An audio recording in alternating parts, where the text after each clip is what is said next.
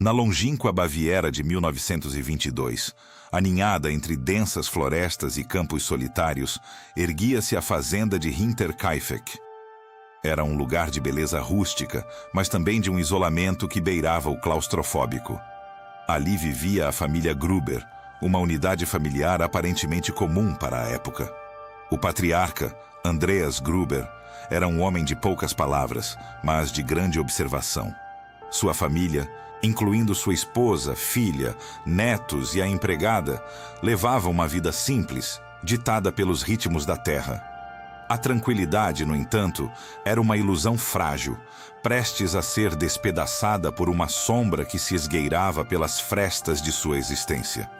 Os primeiros sinais foram sutis, quase imperceptíveis.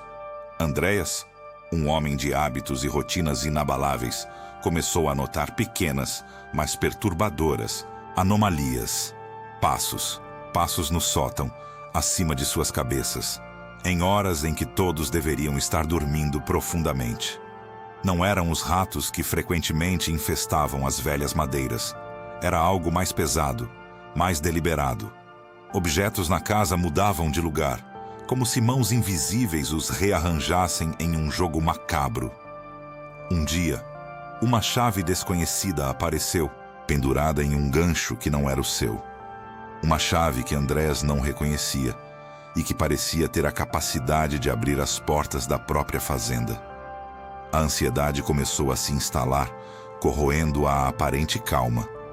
Andrés tentou compartilhar suas preocupações, mas a natureza isolada de Hinterkaifeck significava que os vizinhos estavam distantes e a descrença inicial era a resposta mais comum. Imagina, Andrés, deve ser o vento na chaminé, ou a sua mente lhe pregando peças, diziam, com sorrisos condescendentes. A falta de provas concretas, além das sensações inquietantes de Andreas, apenas alimentava o ceticismo. No entanto, o patriarca não era homem de se enganar facilmente. Ele sabia que algo estava errado, profundamente errado. Então, surgiram as pistas mais enigmáticas. Uma nevasca recente havia coberto os campos, e Andreas encontrou pegadas frescas na neve. Elas vinham da orla da floresta, em direção à fazenda, mas estranhamente, não havia pegadas de retorno. Era como se alguém tivesse chegado e simplesmente desaparecido no ar ao entrar na propriedade. Pouco depois, um jornal foi encontrado na varanda. Um exemplar que ninguém da família havia assinado ou comprado. Era um sinal claro de que alguém estava não apenas visitando, mas talvez até residindo secretamente na fazenda. O medo começou a se enraizar.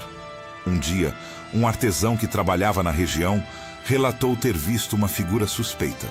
Um homem com um chapéu escuro observando a fazenda de longe, escondido entre as árvores. A história foi contada, mas novamente, o isolamento e a falta de credibilidade de um forasteiro fizeram com que fosse ignorada pelas autoridades locais.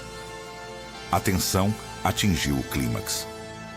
Andreas, desesperado por ajuda, finalmente relatou ao vilarejo, com uma voz embargada pelo pavor, sobre a presença de alguém não autorizado em sua casa. Ele descreveu os passos, os objetos movidos, as pegadas sem retorno. A comunidade, finalmente, começou a levar a sério seus temores. Mas a ajuda, como se o destino já estivesse selado, não chegou a tempo. Eles não sabiam que, enquanto buscavam respostas fora, o perigo já estava vivendo sob o mesmo teto, observando cada um dos seus movimentos.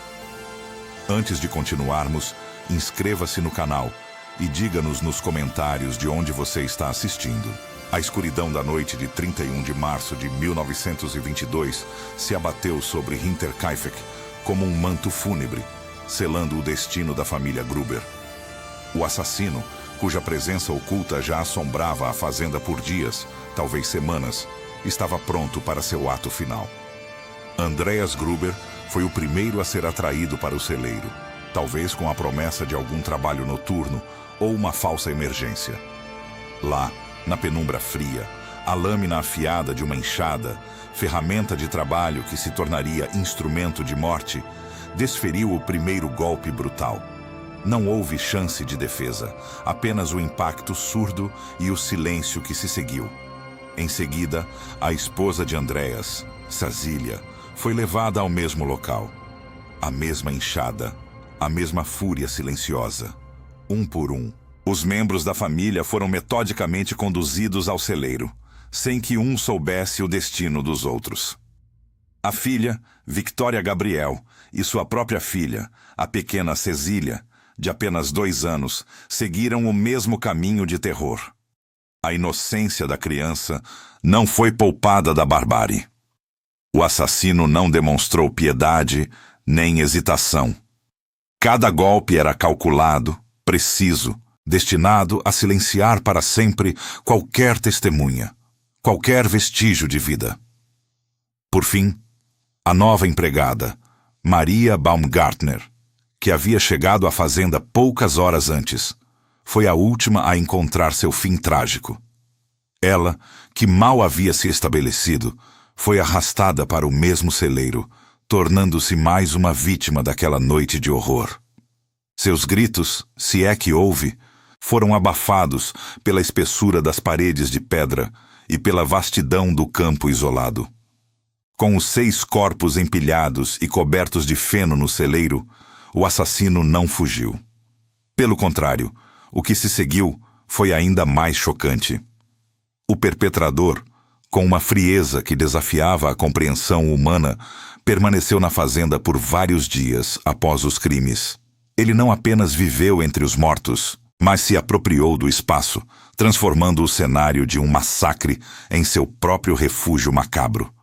Os vizinhos, acostumados ao isolamento dos Gruber, não notaram a ausência imediata. O assassino aproveitou-se dessa indiferença, acendendo a lareira para se aquecer, utilizando a cozinha para preparar suas refeições e, por vezes, alimentando os animais da fazenda. Detalhes perturbadores emergiram mais tarde, pintando um quadro de horror silencioso. O assassino não apenas se alimentou dos suprimentos dos Gruber, mas também comeu os restos das refeições que a família havia preparado antes de sua morte. Ele dormiu nas camas das vítimas, talvez até mesmo na cama conjugal de Andreas e Cecília, enquanto os corpos deles jaziam a poucos metros de distância, no celeiro. A rotina da fazenda, embora alterada pela falta de seus habitantes, continuou sob a égide do assassino.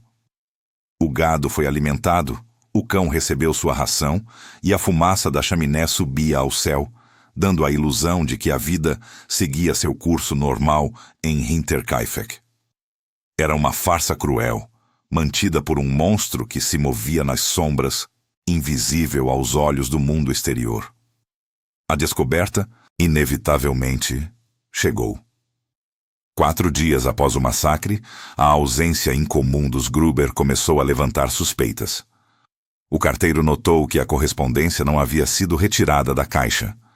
Uma vizinha, preocupada porque Cecília, a filha, não havia aparecido para um encontro combinado, decidiu ir até a fazenda. Ao se aproximar, percebeu o silêncio antinatural, a falta de movimento.